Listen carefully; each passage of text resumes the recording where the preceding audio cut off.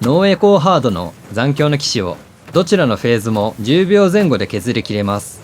動画の最後には実践欄もあるので、ぜひ最後までご覧ください。どうも、エミーです。今回は方向の指輪と出血吸収を使ってスカイフォールスマッシュを連発するガントレットビルドを紹介します。このビルドの強みは HP を支払って大技を打ちながら出血状態の敵から HP を吸収してそのまま次の大技につなげられることです。ただし HP を使って戦うビルドなので初手を外したり HP 回収がずれたりすると普通に危ないです。なので今回はまずどこまで揃えれば動くのか、そこからどう安定させるのか、さらに余裕があれば何を詰めるのか、必須要素、安定要素、上振れ要素まで分けて整理していきます。それでは早速いってみましょう。このビルドを一言で言うと、方向の指輪で HP を支払って大技を打ち、その HP をコストごと取り返しながら戦うガントレットビルドです。主軸になるルーンはスカイフォールスマッシュ一つです。道中もボスも基本これで押し切れます。スカイフォールスマッシュは火力も高いんですが、それ以上に重要なのが耐性ダメージです。動作は3段階で、まずアッパーで打ち上げて、次に落下しながら振り下ろし、その着地と同時に衝撃波が発生します。耐性ダメージは3ヒット分乗ります。1ヒットあたり武器の基礎耐性ダメージ10に、ルーン分の20が加算されて合計30、3ヒットで90の耐性ダメージになります。なので、ボスの耐性を一気に削ってよろめかせて、そのまま次のスカイフォールスマッシュにつなげる動きができます。さらに着地衝撃波は範囲攻撃なので雑魚をまとめて一掃できます。またアッパーの間は無敵時間があるので発動中に被弾しにくいのも強みです。 HP を払う代わりに一発で雑魚を巻き込んでボスは耐性ごと押し切る。これがこのビルドの軸です。ここからなぜこのビルドで大技を連発できるのかを整理します。まず大前提として方向の指輪を使うと集中力の代わりに HP を支払ってルーンを打てます。なのでこのビルドではその HP をどう取り返すかが重要になります。道中の周回では雑魚をルーンで倒した時に発動するフェイタリティ時 HP 回復で取り返します。ボス戦では出血状態の敵から HP を吸収する出血吸収で取り返します。順に見ていきましょう。まず道中の周回で使うフェイタリティ時 HP 回復です。今回の構成では最大 HP が555で回復効果も合わせるとだいたい126前後回収できます。初撃消費の125とほぼ同じなので雑魚を初手で倒してもコストがほぼ返ってきます。2発目以降はルーン攻撃後の消費量減少が入って消費が90まで下がります。つまり2発目以降はスカイフォールスマッシュを打つたびに約36の HP を回復できます。この最大 HP555 を実現するのがスカーレットの指輪と冷静の腕輪です。ステータスを集中力に振ってスカーレットの指輪で HP と入れ替え、冷静の腕輪で 50% 増しにする。この組み合わせで集中力に振ったポイントが 50% 増しの最大 HP に化けます。詳しくはステータス配分の章で説明します。次にボス戦での出血吸収です。ボスは戦闘前にブレードを入れて出血を付与してからスカイフォールスマッシュを連発します。HP 吸収の実行率はざっくり 5% 前後で、2発目以降の消費90を取り返すには、1600から1700ダメージが目安です。今回の構成だと、非クリティカルで一発1020から1027、クリティカルで2040から2053なので、クリティカルが一発入ればそれだけで十分ですし、非クリティカルでも2、3撃目が入れば回収できます。道中はフェイタリティで取り返す、ボスは出血吸収で取り返す。この2段構えで HP を使うリスクを抑えながらスカイフォールスマッシュを回し続けるビルドです。ここでこのビルドの作り方を3段階に分けます。まず必須要素。必要なのは方向の指輪、スカイフォールスマッシュ、ボス専用のブレードオイル、出血状態の敵に対する HP 吸収、ルーン攻撃後の消費量減少、フェイタリティ時 HP 回復、このあたりです。ここでブレードオイルまで必須に入れているのはボス戦で出血吸収を安定して発動させるためです。道中の雑魚処理では毎回使う必要はありませんが、ボス戦前だけは忘れないようにしてください。HP を払って打つ以上、回収手段まで含めて土台になります。次に安定要素。クリティカル率、物理ダメージ、攻撃速度、アーマー貫通、移動速度などを持っていきます。このあたりが揃うと火力が上がるだけではなく HP 回収も安定します。そして最後が完成要素です。ここに入るのがスカーレットの指輪と冷静の腕輪です。この2つが揃うと、フェイタリティで初撃コストがほぼ返ってくる完成形に到達します。崇高な火種はさらに安定感を伸ばす上振れ要素なので、最初から前提にしなくて大丈夫です。まず必須要素で動く形を作る。次に安定要素を揃える。最後にスカーレットの指輪と冷静の腕輪で完成形へ。余裕があれば崇高な火種まで詰める。この順番で考えるのがおすすめです。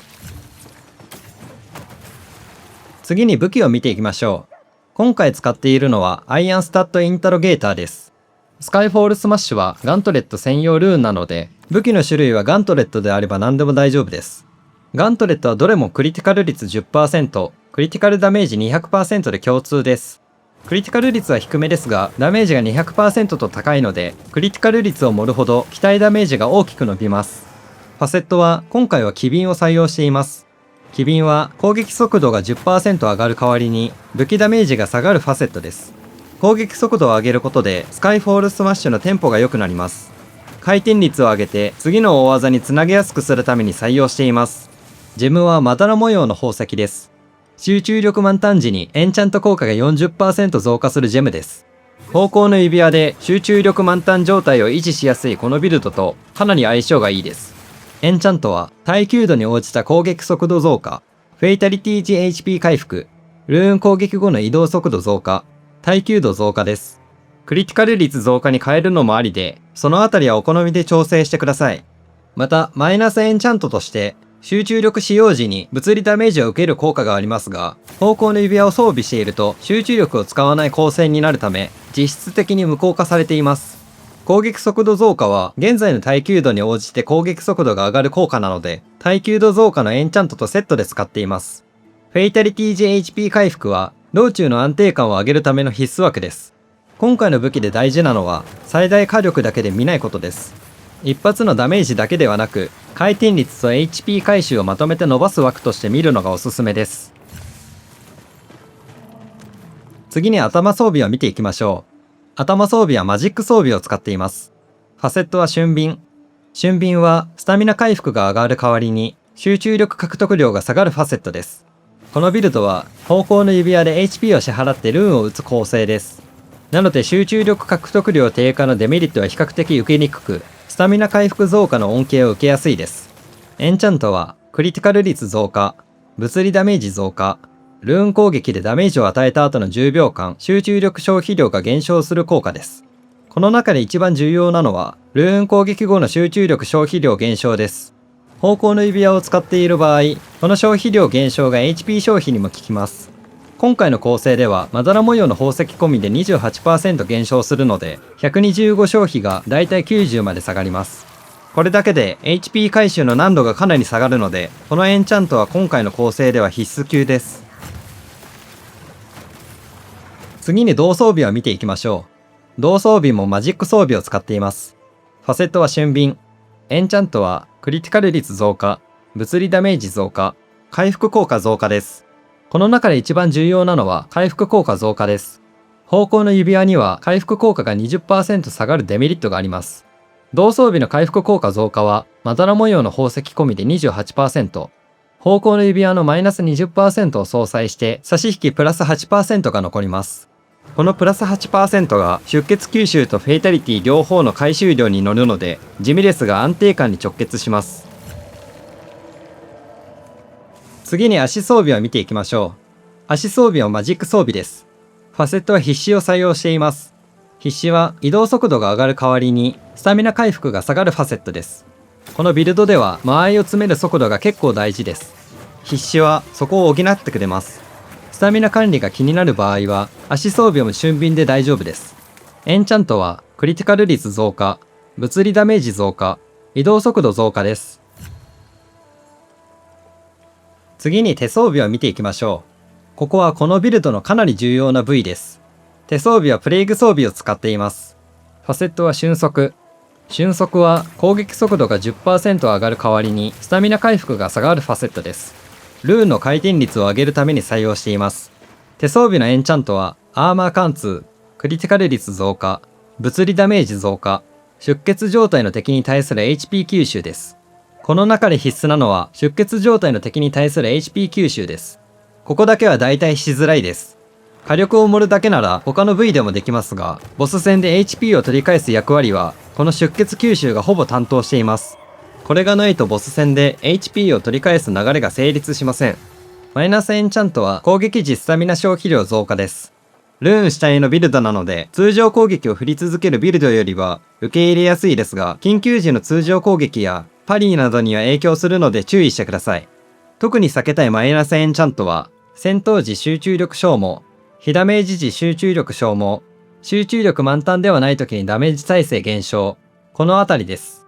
まだら模様の宝石で集中力満タン時のエンチャント効果増加を使っているので、集中力満タン状態が崩れると装備全体の性能が落ちます。ペスティレンスの腐敗モッドでも非ダメージ時に集中力が減るような条件があるので、このあたりは必ず確認してください。次に指輪を見ていきましょう。このビルドの中心になるのは方向の指輪です。方向の指輪は集中力の代わりに HP を支払ってルーンを打てる指輪です。ただし支払うのは HP なので外すとかなり危険です。このビルドで一番やってはいけないのは HP を払って大技を打ったのに敵に当たらず HP が戻らないことです。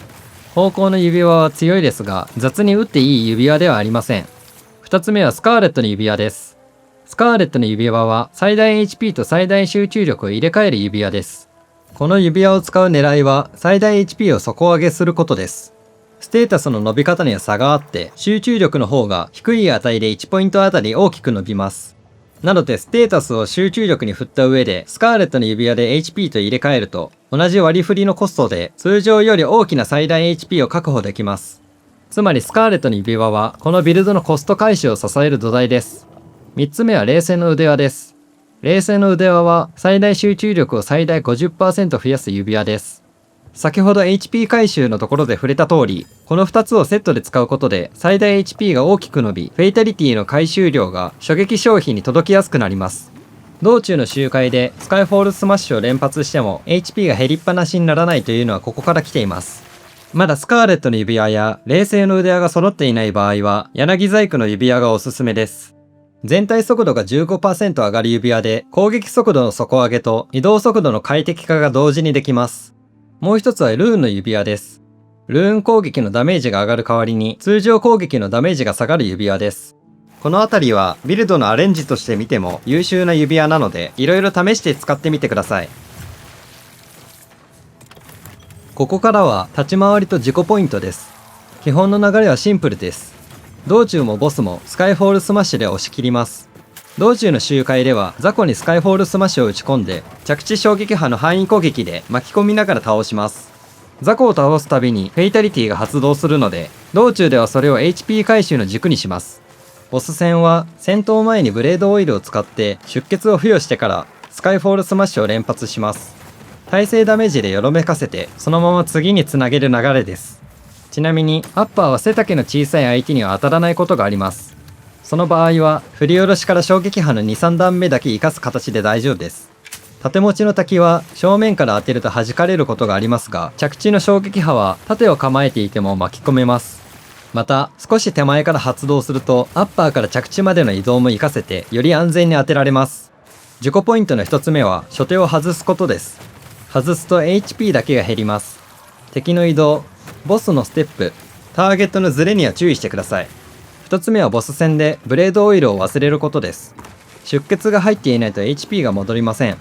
ボス戦前のルーティーンとしてブレードオイル、出血付与、スカイフォールスマッシュ連発という流れを身につけておくと安心です。3つ目はスタミナ管理です。ルーン主体とはいえ回避、位置調整、パリーでスタミナを使います。スタミナがない状態で欲張ると危ないです。なので初手を当てる、ボス戦はブレードオイルを確認する、スタミナを残す、この3つを意識するとかなり安定して使いやすくなります。崇高な火種は必須ではありません。 HP 吸収、回復効果、消費量減少、クリティカル率、物理ダメージなど有効なエンチャントが伸びると HP 回収に余裕が出ます。火力が大きく変わるというより立ち回りが楽になるイメージです。まずは火種なしで動く要素を作って有効なエンチャントが伸びたらラッキーくらいの見方がちょうどいいです。後期の火種は数値を詰めるための要素です。重要な数値をできるだけ高くしていくとビルド全体の安定感が増します。テータス配分はこのビルドでかなり重要なのでしっかり触れます。まず装備可能重量を増やして中装にします。中装はドッジロールの感覚が素直なので、特に理由がなければ中装がおすすめです。次に集中力を振ります。目標は HP555 で集中力を10から28まで振ると快適バフ絢爛込みで555前後に到達します。快適バフのランクが最大まで上がっていない場合はその分集中力にポイントを追加してください。最後に武器が要求するステータス値に振ります。これで武器ダメージも上がります。まとめると中装になるまで装備可能重量を上げる、集中力を振って HP555 を目指す、武器要求値に振って武器ダメージを上げる、この順番です。というわけで今回は方向の指輪を軸にしたスカイフォールスマッシュビルドの完全版を紹介しました。まとめるとこのビルドは HP を支払ってスカイフォールスマッシュを打ち、道中はフェイタリティ、ボスは出血吸収で HP を戻す構成です。まずは方向の指輪、スカイフォールスマッシュ、手装備の出血吸収、フェイタリティ GHP 回復、ルーン攻撃後の消費量減少を揃える。そこから火力、攻撃速度、移動速度を伸ばして、最後にスカーレットの指輪と冷静の腕輪で完成形に近づけるという順番で大丈夫です。ちなみに、このギミック自体は他のビルドにも転用しやすいです。また、スカイフォールスマッシュはガントレットルーンの中で消費量が最大クラスです。つまりこの構成でスカイフォールスマッシュのコストを賄えるなら消費量がそれ以下のガントレットルーンも同じ考え方で回せます。一方で HP を使って戦うので初手を外すとかなり危ないです。ガントレットで派手に大技を打ちたい人、ボスを耐性ごと押し切りたい人にはかなりおすすめです。というわけでビルド解説としてはここまでです。ここからはノーエコーハードのセリムのルツボの実戦ランを流します。実戦ランでは初手を当てた後の HP の戻り方、雑魚戦とボス戦で回収手段が変わるところ、そして体勢を崩してから押し切る流れ、この3つを見てもらえると分かりやすいと思います。それでは行ってみましょう。